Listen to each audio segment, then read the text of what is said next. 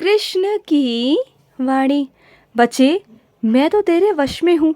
मैं तो हमेशा से ही अपने भक्तों के वश में रहता हूँ। जब भी मेरा बच्चा जैसे भी मुझे पुकारता है ना, जिस भी परिस्थिति में मैं भागा दौड़ा चला आता हूँ उसके पास। तो मेरे बच्चे, मैं तो तेरे वश में हूँ। तो जो भी चाहता है ना, तो मुझसे कह सकता है, दिल खोल कर मांग सकता है। अगर मांगता भी है तो इतना थोड़ा सा क्यों मांगता है? मांगा कर, क्योंकि तेरा कृष्ण बहुत है। तेरे कृष्ण के पास में खजाने भरपूर हैं, कोई कमी नहीं तेरे कृष्ण के पास। बस तुम मांगा करो, मैं तुम्हें दूंगा, और इतना दूंगा ना कि तुम संभाल नहीं पाओगे। तुम जानते हो, तुम्हारे कृष्ण का बहुत बड़ा सागर है। अगर उसमें से तुम एक लोटा जल भी निकाल लोगे ना, अगर एक लोटा खजाना भी निकाल लोगे, या एक लोटा आशीर्वाद भी निकालोगे ना, तो तुम्हारे कृष्ण के खजाने पर कभी कम नहीं पड़ेगा मेरे बच्चे। तुम जितना ले सकते हो ना लो, और दुनिया में बांटो। जितना तुम दुनिया में दोनों हाथों से बांटोगे ना, मैं तुम्हें अपने चारों हाथों से तुम्हें दूंगा। तुम्हारे पास इतना आएगा ना कि कभी कमी नहीं रहेगी, कभी नहीं रहेगी। और जो तुम चाहते हो ना, वो तुम्हें ज़रूर मिलेगा मेरे बच्चे, ज़रूर मिलेगा। और सुनो, कुछ लोग ऐसे हैं ना जो सामूहिक होकर तुम्हें परेशान करने की कोशिश करते हैं, ऐसा ही है ना? तो सुनो, जो वो सामूहिकता है ना उनकी, वो एक ना एक दिन उसमें फूट पड़ेगी ही पड़ेगी मेरे बच्चे। और ऐसी फूट पड़ेगी ना कि वो आपस में एक दूसरे को देखेंगे भी नहीं। क्योंकि कहते हैं ना मेरे बच्चे, जहाँ पर ज़्यादा शहद होता है ना, वहाँ पर तो मक्खियाँ आती ही आती हैं। तो बस मेरे बच्चे, वहाँ पर जब ज़्यादा मिठास हो जाएगी ना, तो वहाँ पर अपने आप कीड़ियाँ आएंगी, अपने आप कीड़े आएंगे। तुम क्यों चिंता करते हो? तुम क्यों परेशान होते हो? करने दो उन्हें। अगर तुम्हें परेशान करना है ना तो करने दो।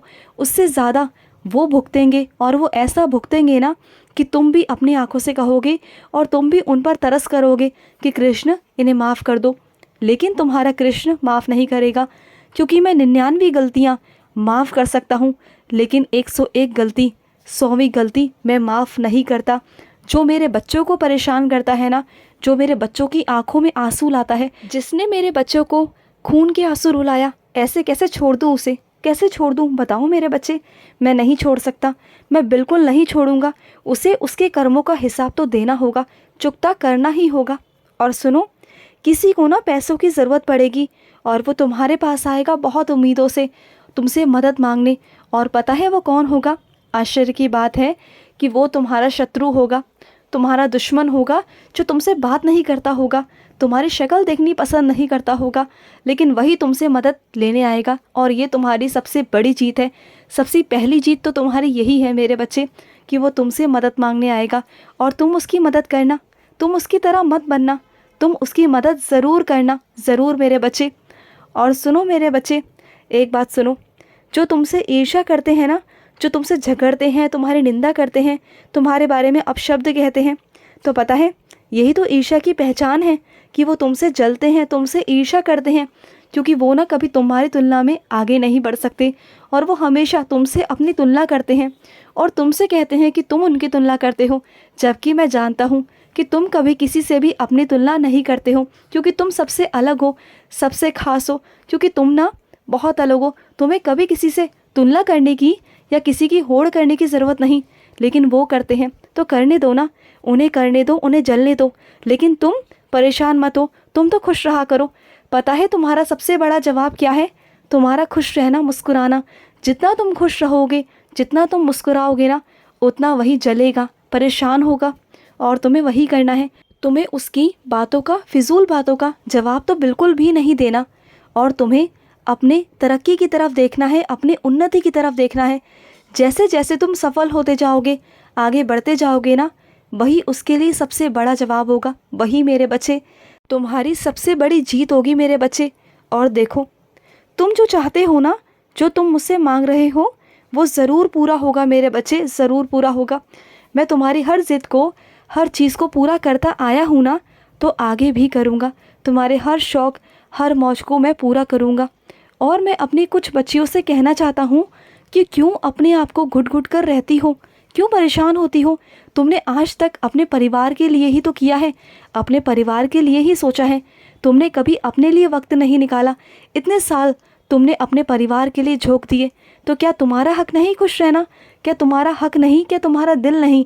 या तुम्हारी खुशियाँ नहीं? तुम्हारा है, क्योंकि जितना हक तुम्हारे परिवार का खुश रहने का है ना, उतना तुम्हारा भी है, क्योंकि तुम्हारे कृष्ण ने तुम्हें भी वो हक दिया है कि तुम भी खुश हो सको, तुम भी इस जीवन में अपनी खुशी बांट सको, मना सको, अपनी ज़िंदगी को अपने तौर तरीक़ों के हिसाब से जी सको। तुम्हारा भी हक है। तो मैं तुमसे कहता हूँ, मैं तुम्हें आदेश देता हूँ कि अब अपने लिए भी वक्त निकालोगे। रोज़ दिन में से 1 घंटा तुम अपने लिए निकालोगे। जो तुम्हारा शौक़ है, जो तुम्हारा मन करे वो करो। अगर तुम्हें पुस्तकें पढ़नी अच्छी लगती हैं तो वो पढ़ो। तुम्हें अगर नृत्य करना अच्छा लगता है तो वो करो। तुम्हें अगर गाना अच्छा लगता है तो गाओ ना, किसने मना किया है। अपने शौक़ों को पूरा करो। तुम्हारा कृष्ण तुम्हारी हर एक चीज़ पूरी करवाएगा। जो तुम्हारे एक कोने में तुम्हारी जो प्रतिभा छुपी हुई है ना, इसे बाहर निकालो। इसे बाहर निकालने की ज़रूरत है और आज ही वो वक्त है, वो खूबसूरत वक्त है मेरे बच्चे। वो आज ही का दिन है। आज से ही शुरुआत करो। तुम्हारे कृष्ण ने तुम्हें कहा है तो तुम्हें किसी के आदेश की क्या ज़रूरत। जब मैं तुमसे कह रहा हूँ तो शुरू करो। और सुनो, महीने में या साल में एक बार मेरे बच्चे एक भागवत गीता ज़रूर मेरे बच्चे को दिया करो। इससे तुम्हारा कल्याण होगा। देखना, इससे तुम्हारे घर में बरकत होगी और तुम्हारे जीवन में बहुत उन्नति और वृद्धि होगी मेरे बच्चे। तुम्हें सुख समृद्धि प्राप्त होगी, मेरा आशीर्वाद प्राप्त होगा। जब वो भागवत गीता किसी की ज़िंदगी में जाकर अंधेरों से उजालों में लेकर आएगी ना, तो उसका तुम्हें बहुत पुण्य प्राप्त होगा, बहुत पुण्य। और सुनो, कुछ मेरे बच्चे ना गांव जाने वाले हैं और वहाँ पर उन्हें मेरे दर्शन होंगे। अब तुम्हें लगेगा कि मैं गांव तो जाने वाला नहीं हूँ, लेकिन जाओगे। अचानक ही चर्चा होगी और तुम गांव के लिए निकल जाओगे और वहाँ जाकर तुम्हें मैं मिलूँगा। तुम्हारा कृष्ण वहाँ पर तुम्हें मिलेगा मेरे बच्चे। तुम्हारे कृष्ण की तुमसे साक्षात मुलाकात होगी मेरे बच्चे। साक्षात रूप में मैं तुम्हें दर्शन दूंगा मेरे बच्चे, दर्शन दूंगा। और कुछ मेरे बच्चे ना घूमने जाना चाहते हैं, उन्हें घूमने का बहुत शौक़ है। वो विदेश जाना चाहते हैं, वहाँ जाकर घूमना चाहते हैं, फिरना चाहते हैं। तो सुनो, तुम ज़रूर जाओगे, ज़रूर। बस 3-4 साल रुक जाओ, मैं तुम्हें खुद भेजूँगा, तुम्हें वहाँ भेजूँगा मेरे बच्चे। और जो तुम्हारा मन है ना, तुम वही करना, घूमना। तुम्हारा घूमने का मन है ना, तो घूमना जाकर मेरे बच्चे, घूमना। और सुनो, जो काम चल रहा है ना, वो धीरे धीरे ही होगा मेरे बच्चे। अगर तुम सोचो कि एकदम वो भागने लगे तो ऐसा नहीं हो सकता।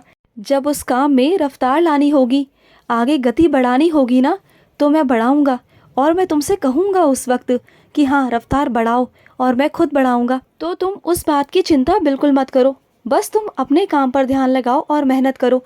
आगे वृद्धि उन्नति वो मेरा काम है, वो मैं करूँगा ना, तुम उसकी चिंता बिल्कुल भी मत करो। बस तुम अपना काम, अपना मन अपने काम में लगाओ बस, और तुम्हें कुछ भी नहीं करना। और सुनो, तुम्हें श्रृंगार करने का बहुत शौक़ है ना मेरा, तो इस तरह से खुद भी तैयार हुआ करो ना, तुम्हारा मन भी प्रसन्न रहेगा। अब तुम सोचते हो कि मैं किसके लिए श्रृंगार करूं, तो अपने कान्हा के लिए करो ना, अपने कान्हा के लिए तैयार हुआ करो। जैसे तुम अपने कृष्ण को तैयार करते हो ना, वैसे मुझे भी तैयार किया करो।